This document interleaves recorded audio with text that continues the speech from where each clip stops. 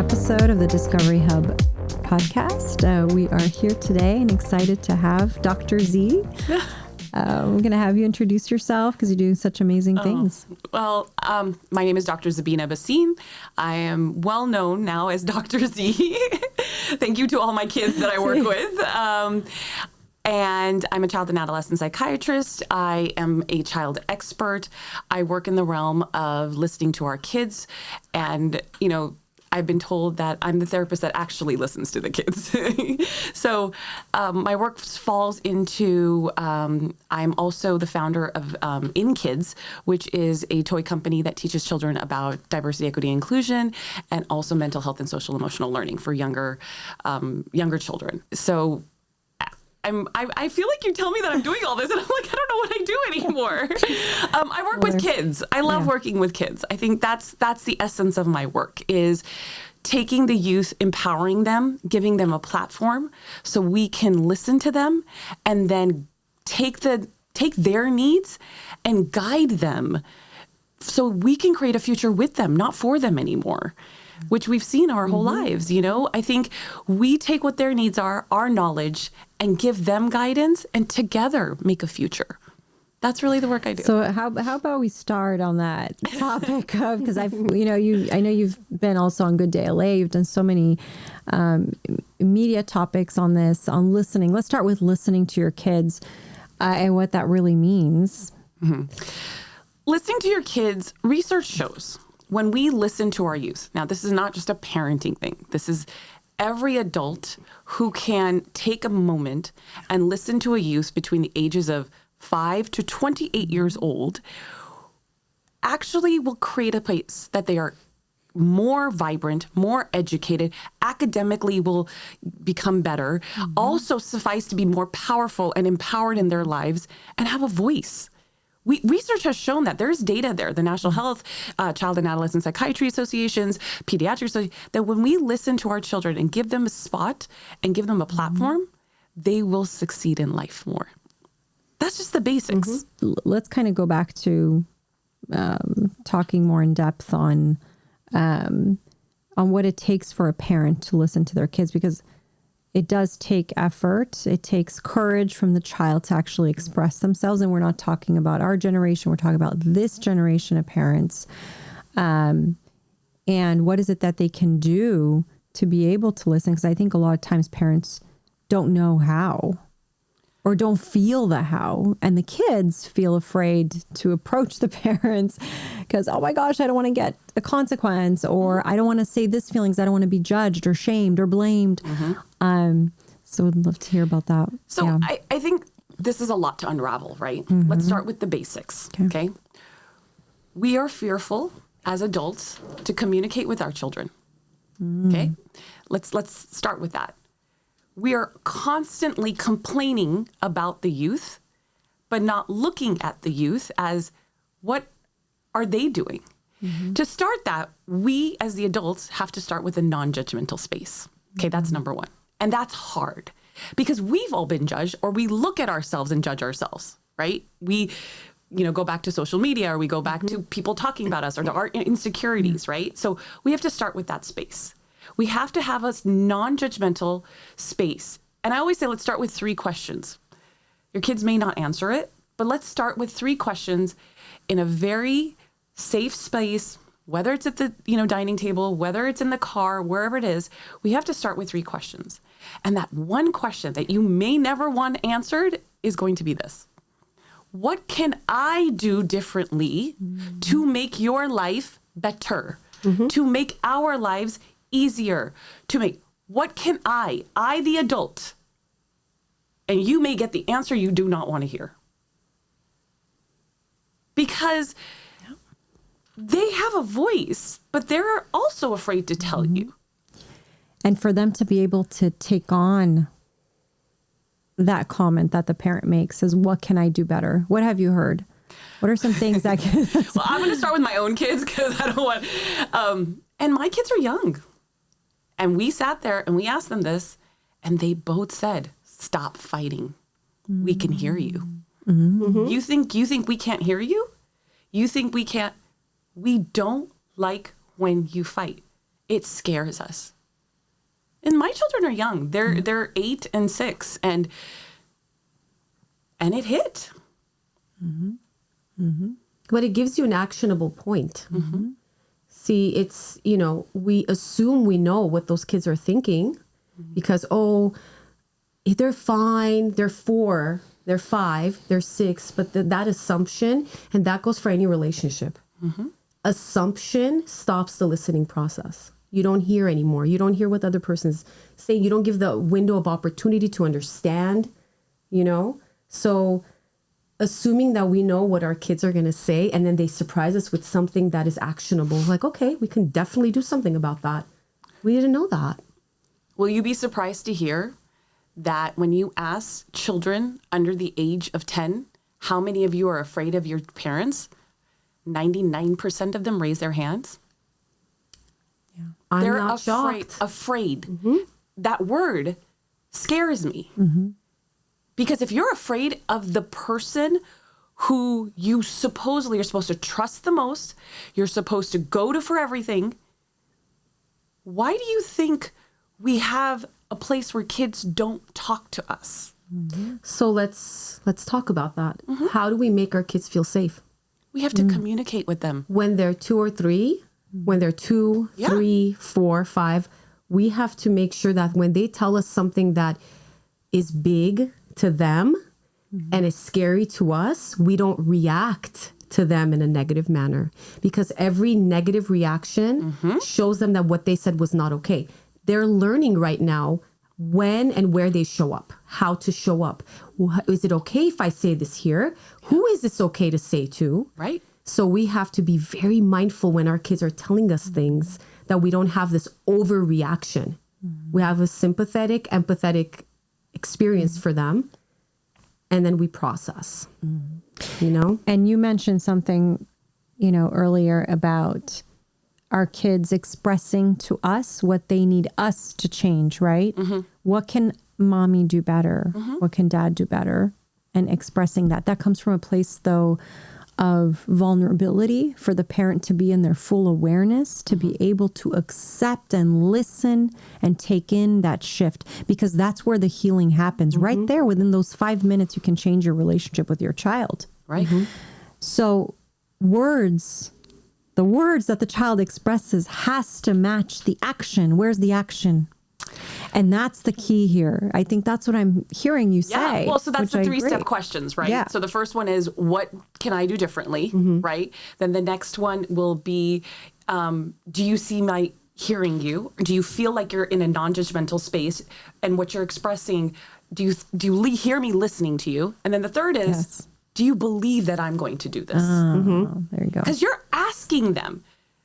Because I'll bet you a lot of them will say, no, this is just a conversation and we're moving forward from it. Mm-hmm. Now, that's the thing. If they don't believe you, that you're actually going to make that change, then you've created a space now that they can speak to you, but don't believe you. Now you've lost trust. Mm-hmm. So those 3 main questions is where your starting point is to launch a listen to your kids connection.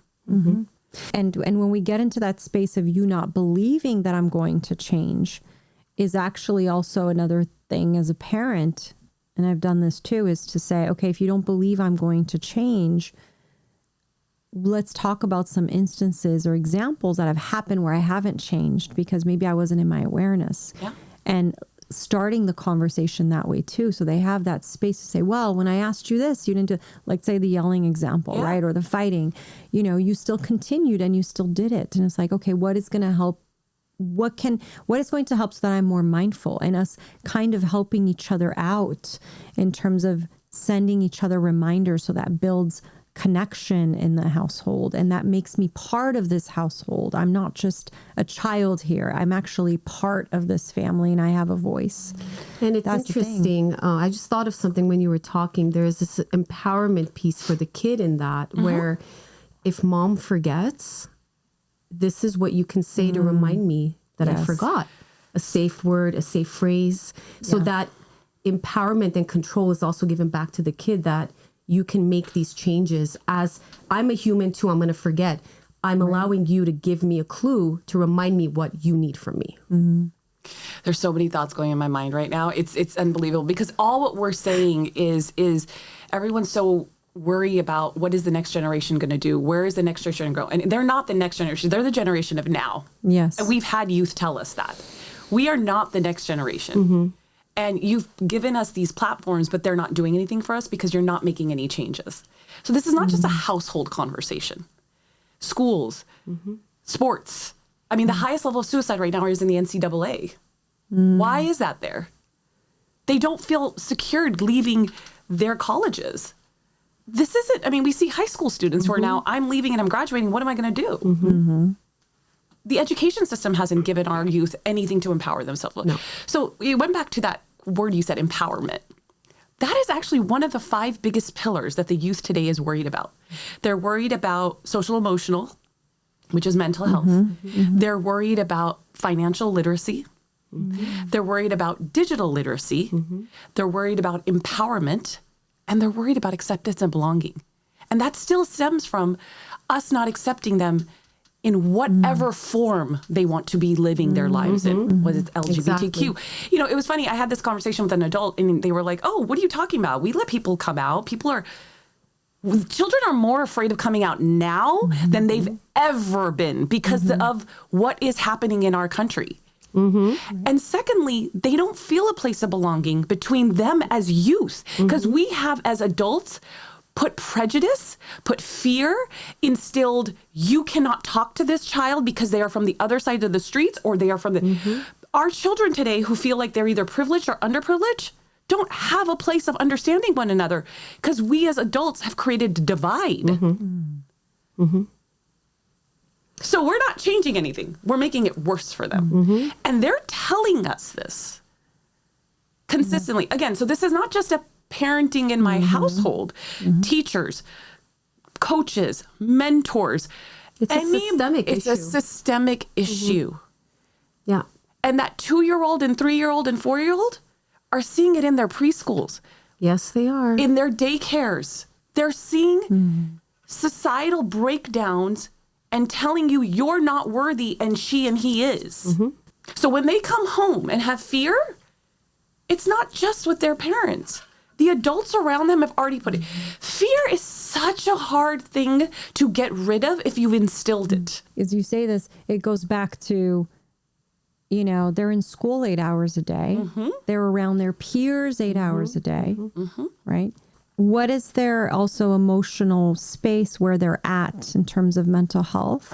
Right. We know we are in a mental health crisis, and many just statistically, I have my own thoughts on that. But out of a class of 30, how many kids are struggling? Out of a class of 30, I would say 75% of them. Right. I would say 75% of them. And I'm going to say starting in 2nd grade. Yes. Low-grade anxiety, low-grade depression. Yes. That's like base level. That's really, base level. It's base level right now. And it literally comes from 2nd graders telling me they will not go tell their teachers that they're getting bullied or another child is getting bullied because they're so scared that nothing's going to happen. And the teachers will reprimand them and not that. And I'm sitting here listening to this going, oh my God. It's like everywhere. We instill fear in our kids on many levels while we're trying to keep them safe. Okay. So let's talk about the 5-year-old in kindergarten that has to learn to stand on the toilet in the bathroom because there's an active shooter in the school. Okay. So let's talk about that for 5 seconds. We are not going to do something about the fact that people who aren't supposed to have weapons have them, but we're going to teach our 5-year-olds to be afraid of going to the bathroom. This is it. We're trying to keep them safe by making them afraid. And that's not the way to be. That's really not the way to be. And then now we have 25-year-olds and 30-year-olds coming out when they were 5, 7, 8, 9 being sexually abused. Yeah. Because they were so afraid to talk about it then. But now we can't reprimand the abuser. Why does that happen? Because, you know, it's because we've instilled fear. It does come from home. Home is the first, blame, right? Let's talk about shame and blame. And it does come from home. And when we create a safe space at home for us to talk about these things. That's when we start listening to our kids. Right? Then they feel empowered. And a lot of the times with my kids, when I say, you know, you do go up. I can only empower you to go up and tell your teacher how you feel and what you need from them. I tell my clients the same thing. This is empowered. This comes from, there's nothing to be afraid of. You have nothing to lose. You don't say something, no one will see you. Speak. Say what you feel. You're not going to get reprimanded because guess what? I'm right here. I have your back. And that's exactly what I say to them. The same thing you say. Yeah. Get in trouble, let them call me, and let's have that conversation. Right. Because I'm here to support you.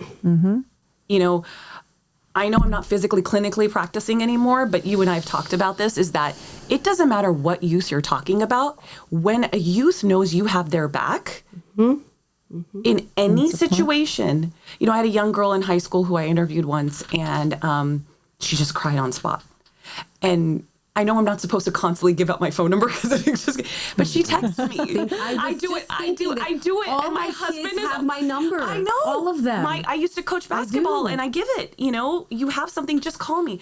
Because one adult has a youth's back, you've made a difference. Yes. You've empowered them, you've given them a platform, and you've given them a voice. Yes. And that's it. And you've said to them, I believe in you. I believe in you. I believe in you. And your safety is important to me. Yeah. And so I know with this young girl, like she's not calling me, she wants to talk to me, and I'll text her. Hey, I haven't heard from you. I'm glad I'm not the only one. You're not. Because There's a lot of us who I do it. know people have told me, you know, you shouldn't get that involved. And I was like, you know what? Yeah. I lived through a completed suicide at one of my schools that I worked at. So I will never let that happen on my watch. If that means giving a child my number, wonderful. Have my number. And if I can get you safe, that's all that matters to me. That's all that matters. Yeah, I mean, it's the stories are endless, right? Yes. And they're not in our country. They're globally seen. I mean, So like, on that, I wanted to ask you a question. yeah, I know, because I want to ask a really important question, because you were just talking about this, and I don't want us to forget this. Shame and blame. Can we talk about shame and blame? And I know you did a great video on Instagram, and I was like messaging, we got to talk about this. Tell me your thoughts on that and what you're seeing, because I think that's a whole slew of conversation. It goes back to the past generation, but what can we, when we say a past generation of parents, right. that bleed into us now as adults. It's not only us, parents. right? It's adults. It's adults. I have to be very careful when you, like, for me specifically. Yes. I do not blame parents only for this. Right. These are adults across. Okay. For example, let's talk about past parenting. So my story is, I grew up here in Southern California. I'm born and raised, and I'm dyslexic. I was undiagnosed till 7th grade. The shame started. And I remember this very clearly. I was 7 years old, and I got ridiculed because I couldn't read and write, but I couldn't spell the word lion. And it's funny, I'm getting emotional. I've never gotten emotional about this.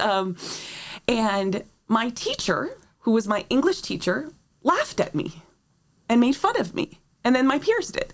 And then it stemmed into the house. My brothers did. My brothers were straight A students. They went to Whitney High School, one of those, you know, big schools, and I couldn't get in because I couldn't read and write. I couldn't take a test. Yeah. It was my 7th grade English lit teacher at Fairmont Private School, because I had to go to private school at that point, because just like, you know, my parents were like, what's wrong with her? And I have an educator as a mother. And she would be like, oh, she just doesn't want to study. She wants to watch Beverly Hills 90210. I mean, I did want to watch Beverly Hills 90210, but We all did. It was Melrose one. But I didn't know how to read. Yeah. And my mom would say, oh, your success comes from your grades. You know, people will be your friends. I didn't have friends because I was insecure with myself. So the shame was so bad to the point that it put me into depression. It put me into my own, like I have no friends. People don't like me. Insecurities.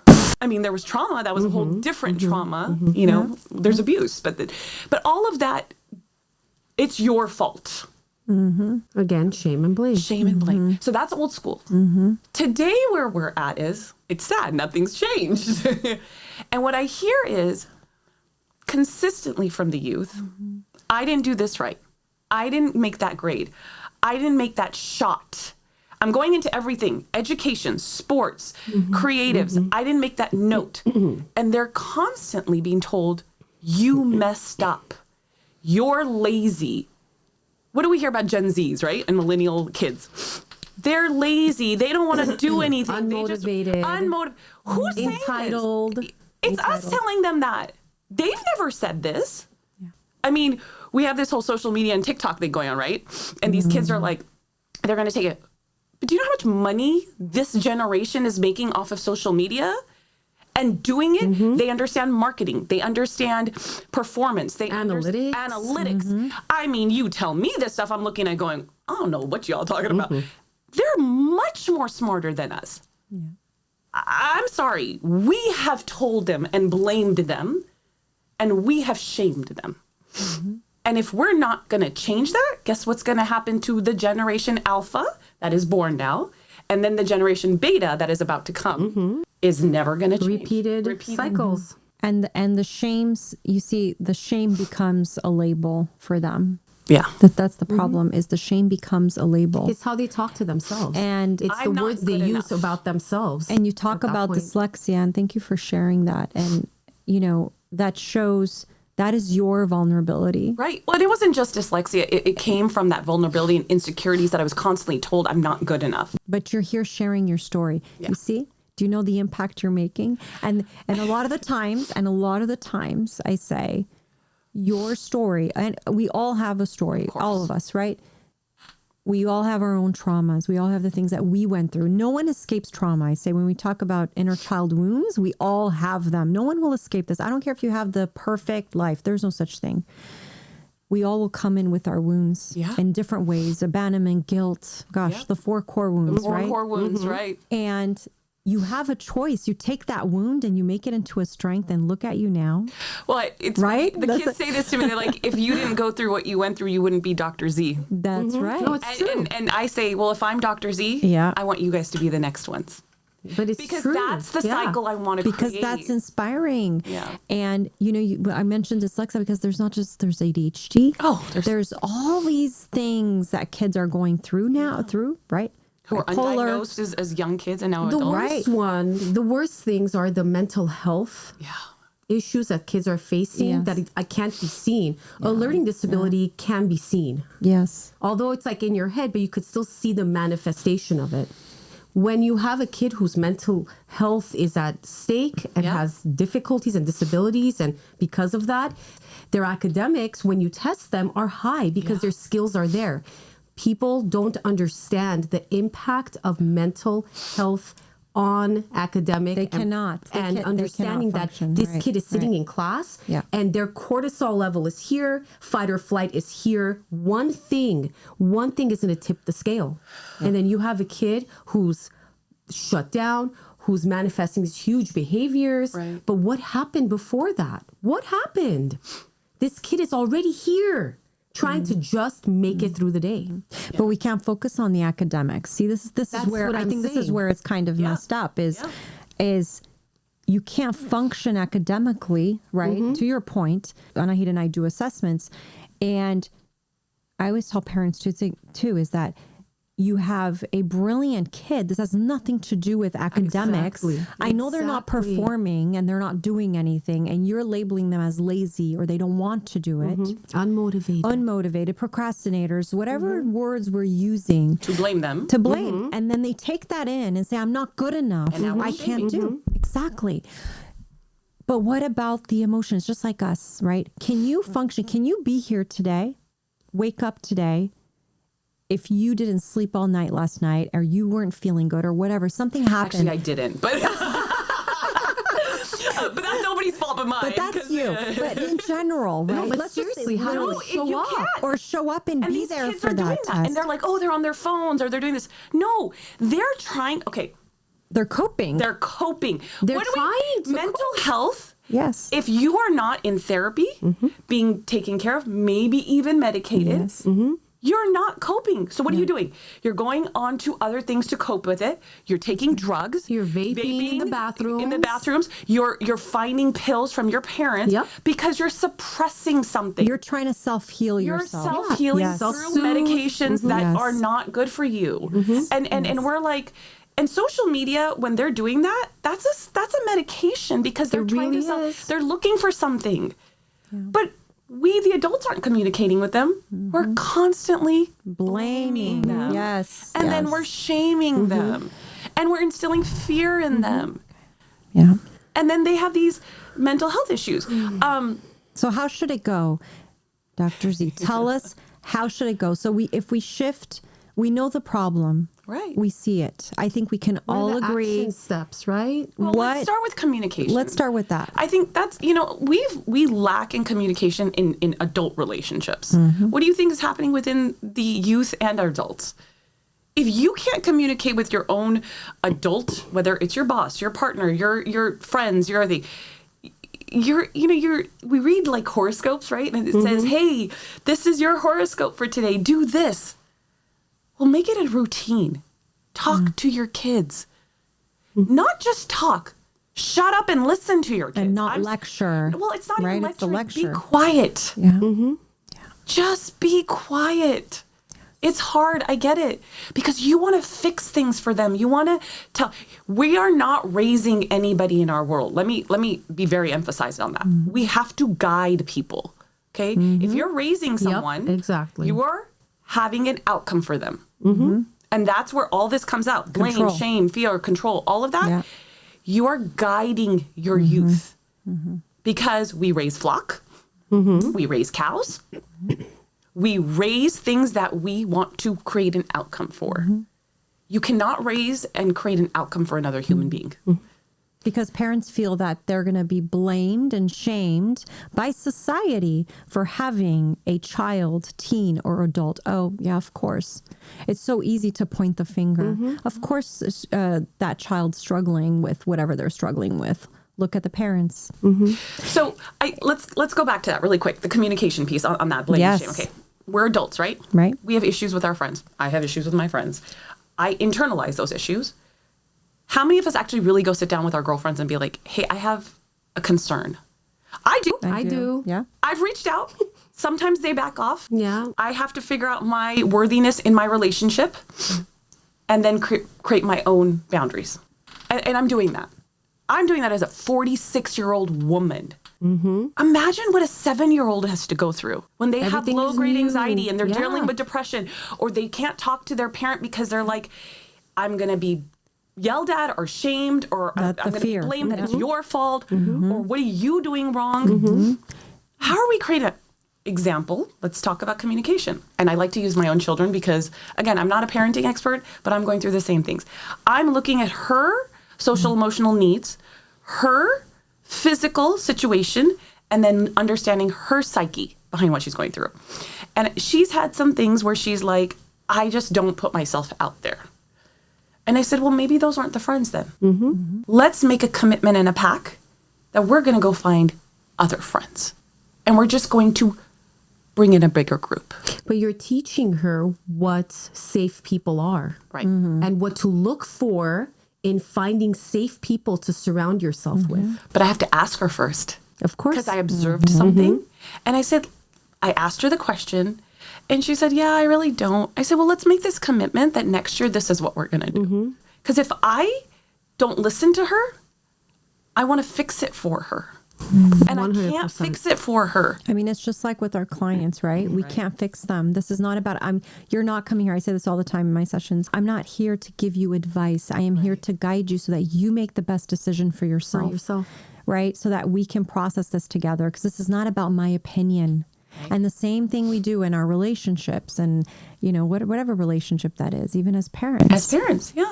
This is not about my opinion, but I always like to say, what do you need from me? Do you need my feedback? Which is advice. Sometimes kids do need your advice. You're asking Tell me what to do. You're asking the right? questions. My daughter tells me all the time, like, right now I need advice. Tell me what to do. But even when they say, tell me what to do, create a conversation out of that because then it becomes a lecture. Yes. So let's step back and say, okay, why are you thinking that way? What has happened in the past that you have actually succeeded and gone through? You're going through the same exact pattern. Let's look back at that. So and then they make the decision. Right? And so I guess one of the things that I see the lack of with the adults is they're like, what do I ask? Right. And that's what we're creating with Listen to the Kids. Right. Here's the questions. Here's the things. Here's all what you need to keep the communication going. That's what they're missing. There's multiple things out there that we could utilize. But again, remember one thing, as adults, we gotta we got to do it with the flow. Don't use these resources out there to say, oh, I got to do it this way or have to do it this way. Your child or your, as a coach or, I coach basketball, right? Every kid is different. Some can do it, some can't. My son doesn't want to play basketball, but he's like, okay, my friends are doing it, I'm going to do it, right? I'm going to guide him and the other kids in different ways. I'm going to see what their strengths are and push on those rather than what their faults are. So as the parent, when you're having these conversations or as the teacher or as the adult, you got to look at the direction they're going in. Don't be like, I have to be a gentle parent and this is all that's going to happen. No. Because that may not work with that. Right. Maybe today it does, but tomorrow they need you to be different. Right. They show up in different ways. And that's the beauty of having an open, kind of flexible dialogue. Non-judgmental space. And I love how you said listening. Kids are wanting you to listen, right? Okay.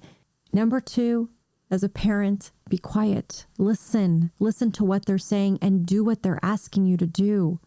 They're telling you the recipe right there. It's right there. You can fix this in 5 minutes, actually. You can actually change your life with your child like this. This is what I need from you. Can you do this? Right? We tell our teens, can you do this? Ask yes or no. Even when you tell your partner, can you do this? This is what I need. Yes or no. It's a simple answer. Yeah. Well, I'll try. Okay. I'll try is better than saying no and not doing anything. Right? But we do have a duty to try, and that's unconditional love. Yeah. And that's you stepping down. Again, we talked about ego last time, our last episode. That's you stepping back and saying, I'm making mistakes too. That doesn't define me as a parent, whether I'm good or bad in what society thinks. Who cares what other people think? But we have to have the awareness to understand that it's none of the things that the kids are doing are personal. Yeah. They're not personally trying to attack us. Exactly. But we are triggered because they trigger in us wounds that are unhealed. Right. And that's a whole different conversation, but it's true. One of the things I think we also, I'm just hearing you guys and it came to my mind is advocating for our children. I think we have forgotten to do that. Give us an example. Well, what do you mean? For example, it goes back to blame and shame too. Like your kid comes to you and there's a problem and he needs or she needs something for you to go say or do. What tends to happen is, what did you do wrong? Like the parent will ask the child, what have you done wrong? Right. Let's reverse that question. What do you need me to do? And then let's think about, let's say, for example, at school, there is a issue and there's a bullying issue, which is consistently seen. We as parents don't know how to go and advocate for our children because there's so many walls up, right? Well, here's the thing. Just walk in and be like, I need to talk to somebody because my child is feeling this way. Do you know the turnaround that your child will see in their mind when you stand up for them? And here's the other problem parents don't do it or adults don't do it is, oh my God, there's going to be repercussions from that parent. What are they going to think of? I don't care. You're going to lose a friend. You're going to lose somebody. Yeah. I'm advocating for my child. And you're teaching them to advocate for themselves. Because them how to do it. When by the time they get to high school, parents know this, and we have parent listeners. By the time they get to high school, that even the teachers and the administration, you cannot get involved. The kids don't want you involved anymore in that way. So we do need to teach them how to advocate for themselves from now. Right. Well, and do it from in middle school. It is because I experienced this with my own son. They don't want to hear from you. So we talk a lot. There's open communication. And there was some stuff going on. He's a new kid in the class, new kid to the school. People were teasing him and, he's a new kid. They're going to pick on the new kid. That's just how it goes. So empower and teach and, this is what you could say, what you can't say. But there's a level of, there has to be adult intervention at some point because I felt like it was like a gang up situation. But I was like, do you want me to go to the school and talk to them? Do you want me? Because all I wanted to do is run and do that. I was like, no, I have to. No, Mom, no, not yet. Let me see if I can fix it. Let me see. I said, okay.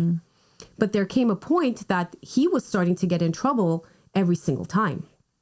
So I said to him, at this point, since they are blaming you for every single thing that's happening, I don't think you've told them everything. And he said, I'm not a snitch, Mom. And I said, I have to go say something at this point. So when I approached the school, I said this or that. We talked. I said, there's things, children's behavior shows you what's happening in the world around you. Listen to behavior, watch behavior. If you're seeing behavior breakdown, something's happening. Yeah, no, great. Exactly. So, of course, they didn't want to see it that way. Well, he reacted this way or that way. I said, but there was a reason why he reacted. Then again, it goes back, they don't do a good job listening.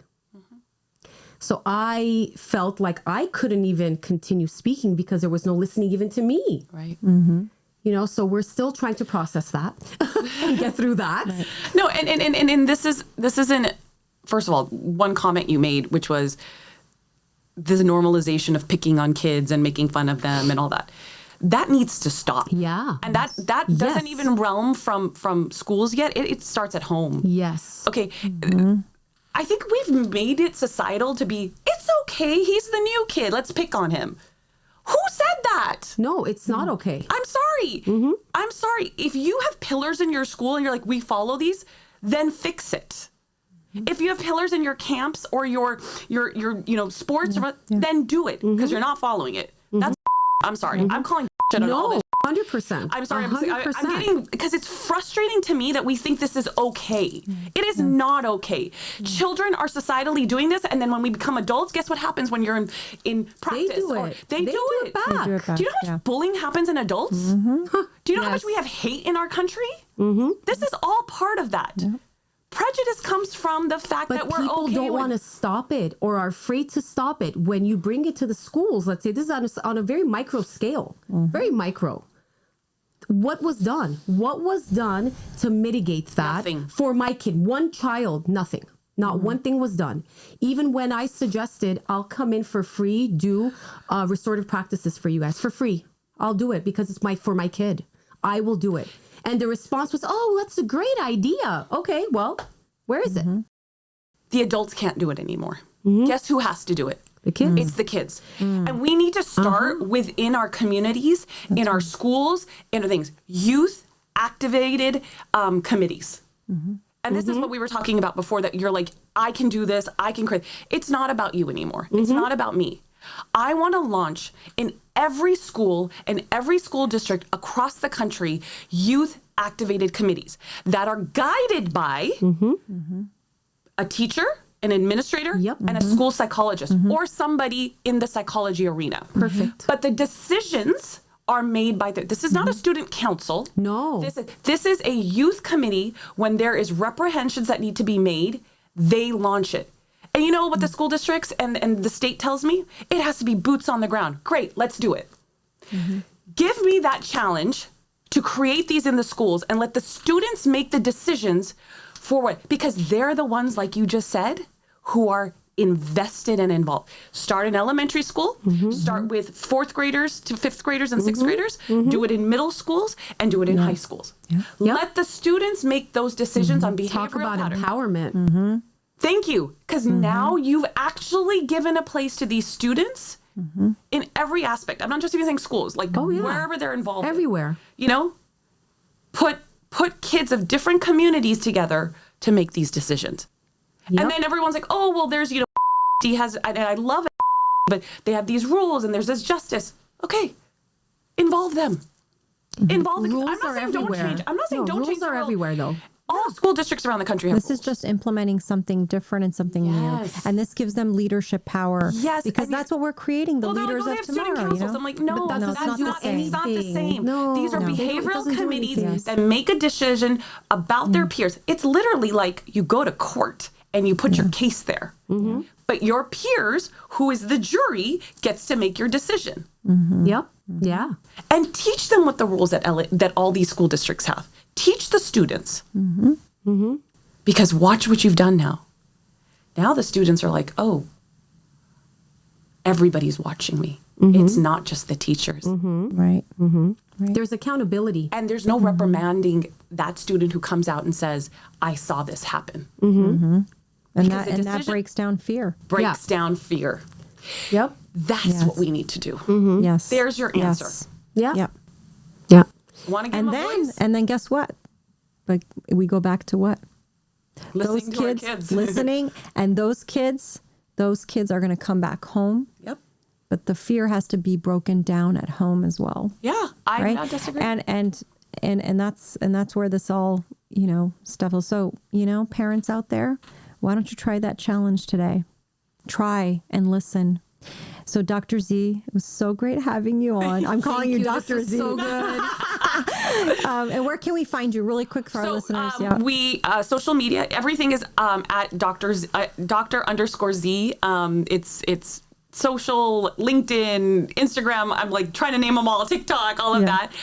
We are launching our call to action CTA, which is our Listen to the Kids website soon. We still have our In Kids website, which is all for the younger kids, giving them mesh learning for our products and toys.